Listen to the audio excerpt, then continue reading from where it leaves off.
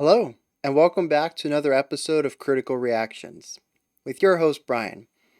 We're going to finish up our theme for the week. That's math rock. We're looking at a band called Elephant Gym. What an interesting name. The song is called Finger. And it says they're an instrumental math post-rock trio with heavy jazz and classical influences. So, just on that alone, I'm down. I'm ready for this. Let's go.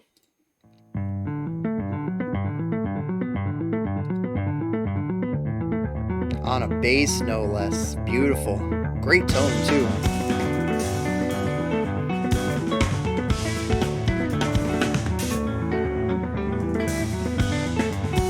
Yeah.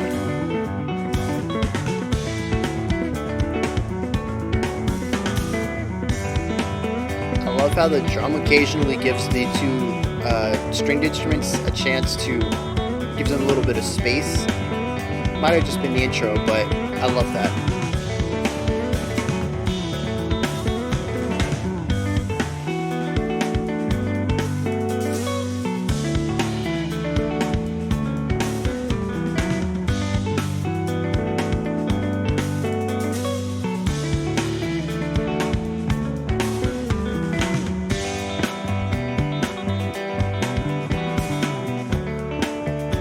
Such a clean mix, too.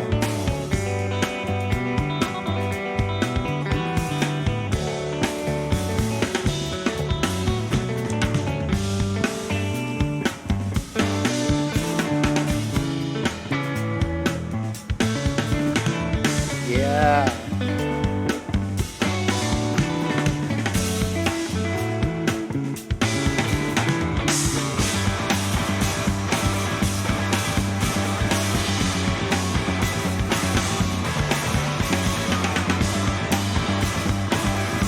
It's an interesting bit of contrast to what we just heard.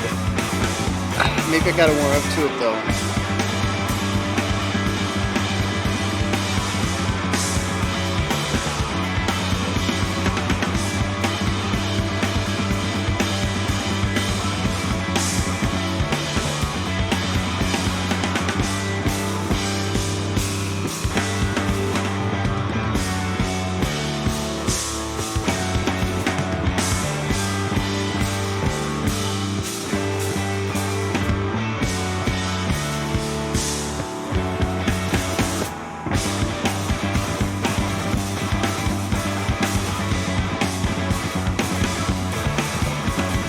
It's excellent groove. I'm digging the grooviness to it.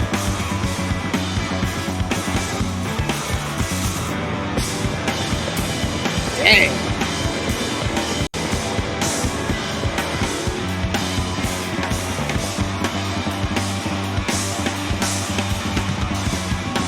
Yeah, throwing in some triplet fills in there.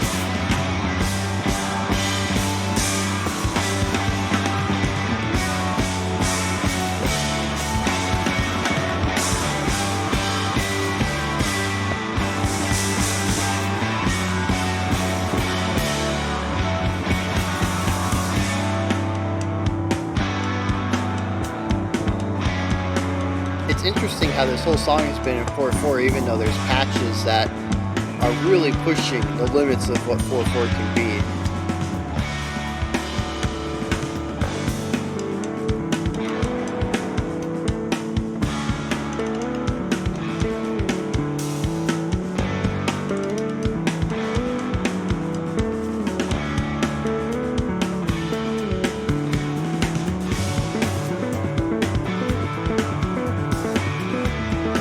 Yeah, letting the bass lead here while the guitar throws down chords is nice.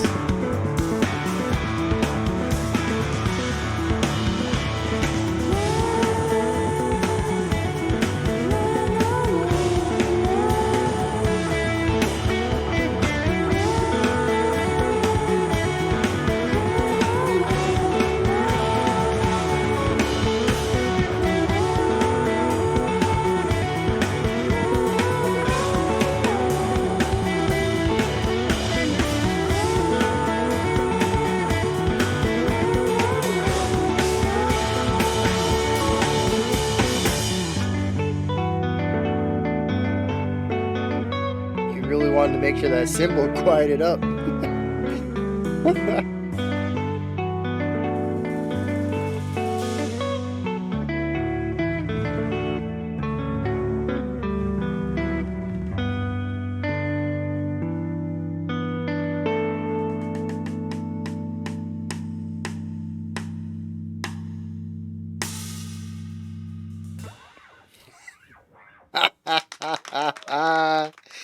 That ending.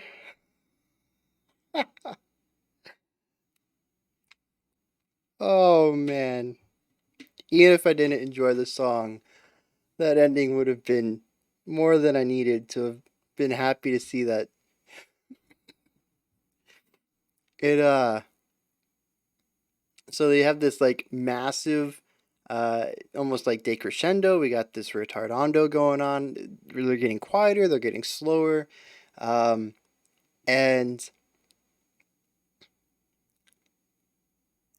we have the drummer come in with these putting more and more time between each of these hits. Just ba ba ba ba ba ba.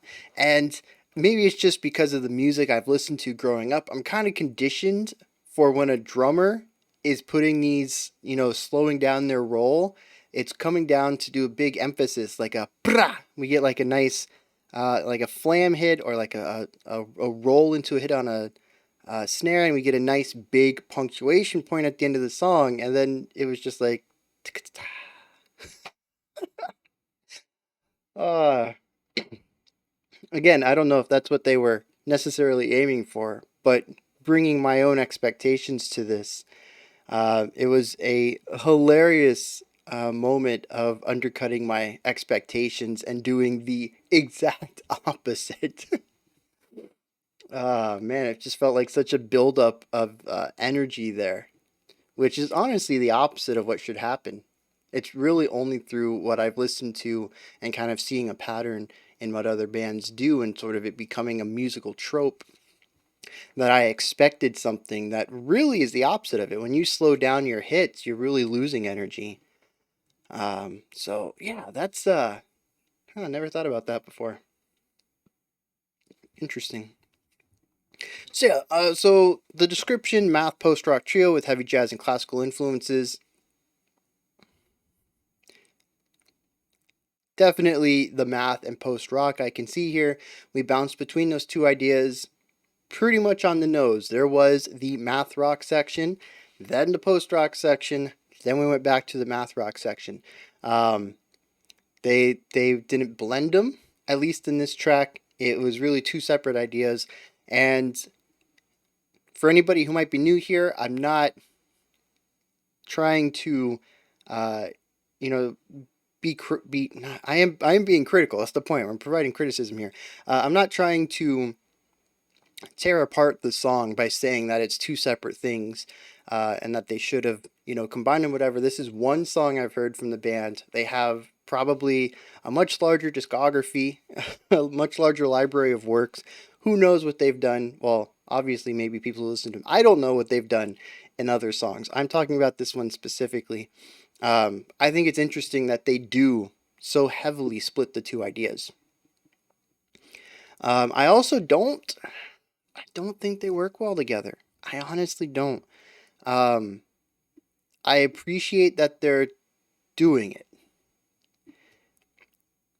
I think everything should be tried. And I don't think there is a thing as a bad combination. I think anything can be worked together with specific nuance. However, right here, the two sections are way too different. Math rock is about that heavy tapping and beautiful harmonies and counterpoint, and really emphasizing more of that higher end, the treble section of the music tones. We can even see it in the bass. She does play a bass line a little bit in her left hand tapping, but her right hand tapping is all on the two highest strings that she has. And when we go into the post-rock section, she's really playing around a lot with her thickest strings, really laying down some of the heavy notes, and getting into, adding the weight that post-rock works well within. They're very, very different ideas. And being that there wasn't a strong transition between them and there wasn't necessarily a strong correlation between the two parts, I don't see how they lined up musically, other than, similar time signature, similar tempo, similar chord progression.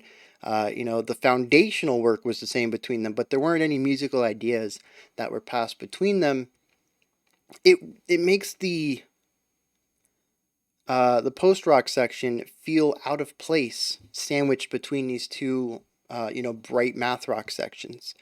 And it's very possible maybe they have a story in their mind when they, created this series of sections, and they wanted it to start sort of bright and, not ethereal, but just sort of weightless, and then take on a bit of gravity, and then, release that tension and come back to where we were, to finish it up on super light. I mean, we have these long suspended notes that we finished the song on in those last 10-15 seconds. So they could really have created this with the intent of playing around with the gravity, the weight of the music, and moving between these two ideas rather than trying to merge them, in which case executed flawlessly. I think they do a great job of that. But on a non-thematic level, the two sections are very different from each other, and it feels like they could easily be two different songs.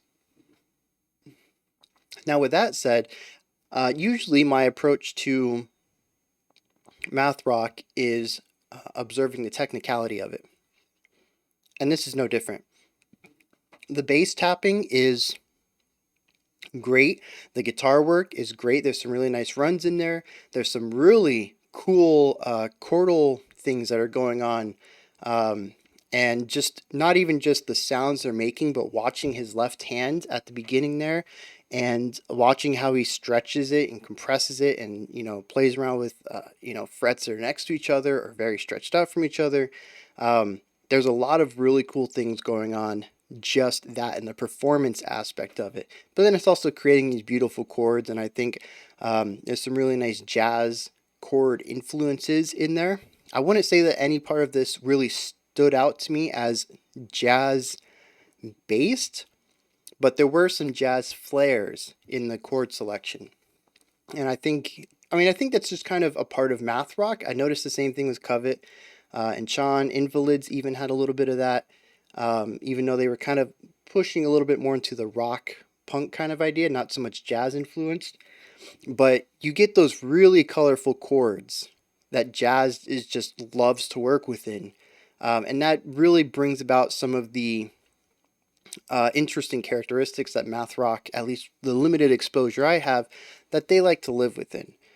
So it makes sense that there's some jazz influence in here, just because the whole genre seems to have that, at least on a chordal level.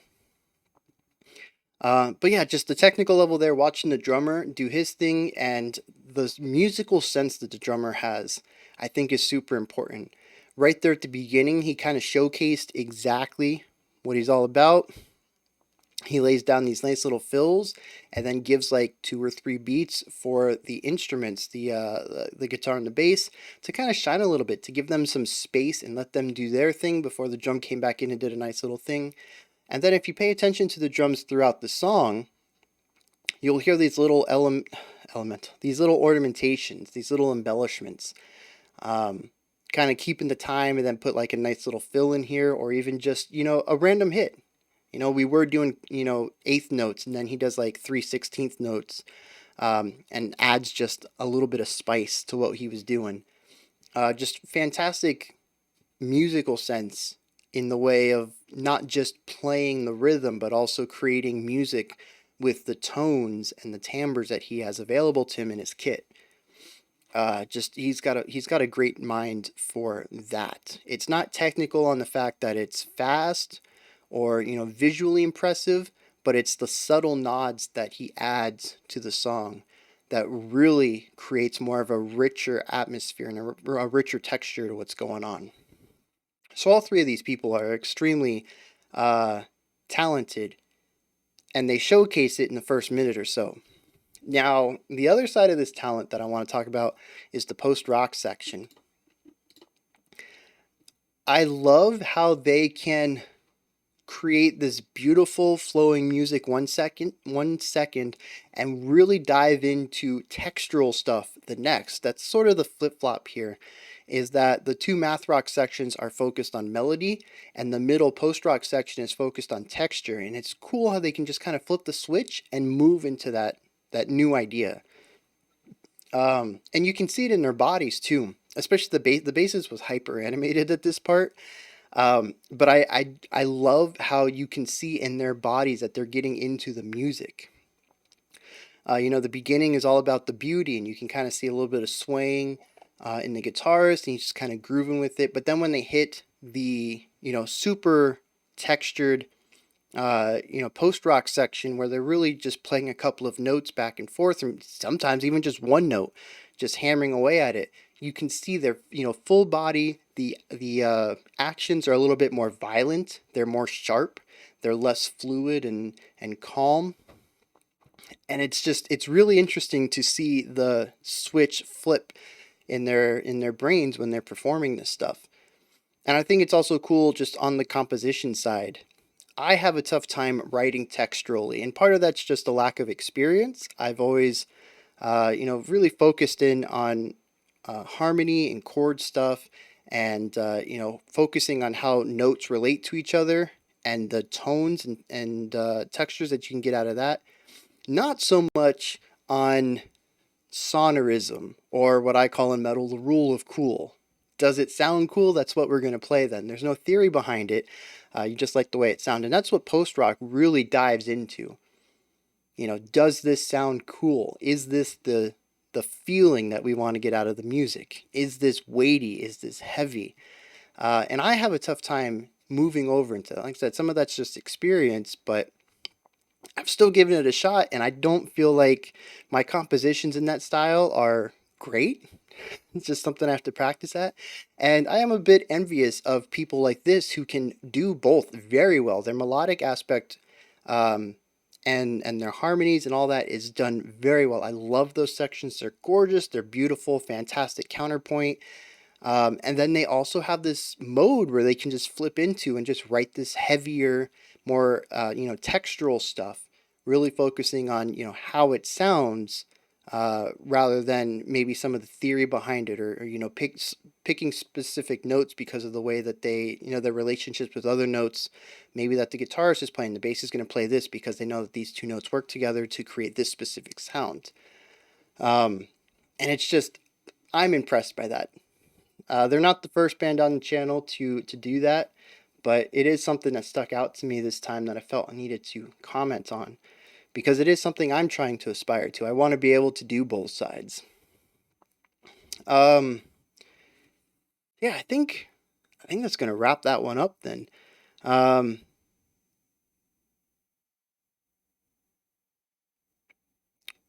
Oh, and then the mix. I want to touch on that real quick just because it's done so well. The bass level, that bass tone is, that is a good bass tone. It's wide, it's warm, it's not overpowering though. It is, it could probably use a little bit of a punch, but I think that would only be for the post-rock section. I think that sort of softer sound works well for the math rock part, especially with all the tapping. But maybe just a little bit more punch. But otherwise, I mean, the tone is fantastic. I love the guitar tone. It's got this nice brightness to it, but it doesn't have that kind of shrill aspect. It's a nice rounded brightness. And then everything as far as the mixing together, the drums, the guitar, and the bass all playing together, everything's just kind of leveled. Nothing's really overtaking any other instrument. They can all be heard clearly, precisely, which I think is important for math rock. Post rock, not so much. I think it's interesting that the post rock section works as well as it does, given that the mix itself is still a bit on the cleaner side. And from what I've listened to with post rock, they tend to go into a bit more wall of sound, everything kind of coming together rather than being individual instruments.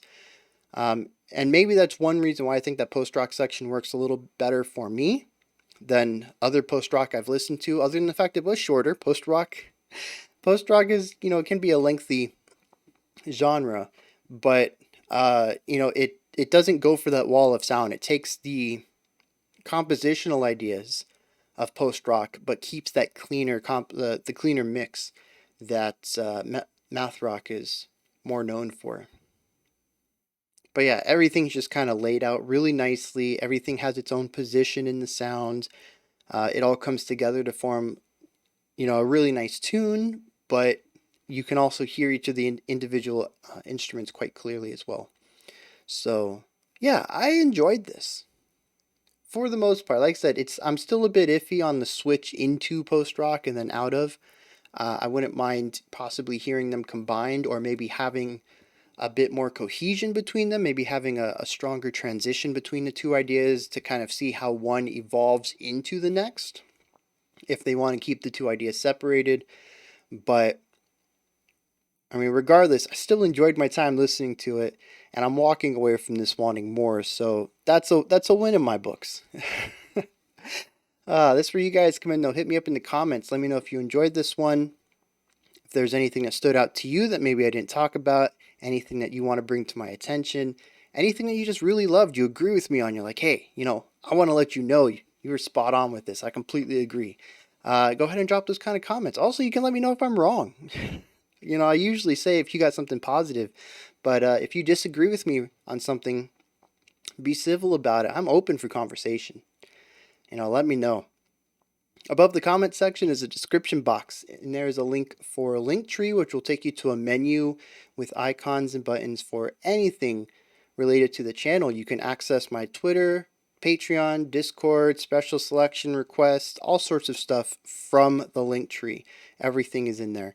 If it is a link, if it is a website or something related to the channel, it's there, and I keep it updated. Anytime I add something, it gets added to the Linktree. So above that, of course, like, subscribe, and ring the bell. I greatly appreciate all three. We've got one more video coming out in about 7 minutes. It's going to be our creator request for the week. We're looking at a song that a band has reached out and contacted me and said, hey, you like to check out our music? And I say yes, I would greatly. We do that every Friday. All right, until next time, remember to be critical and not cynical of the music you listen to, and have a fantastic morning, afternoon, or evening whenever you choose to watch my videos.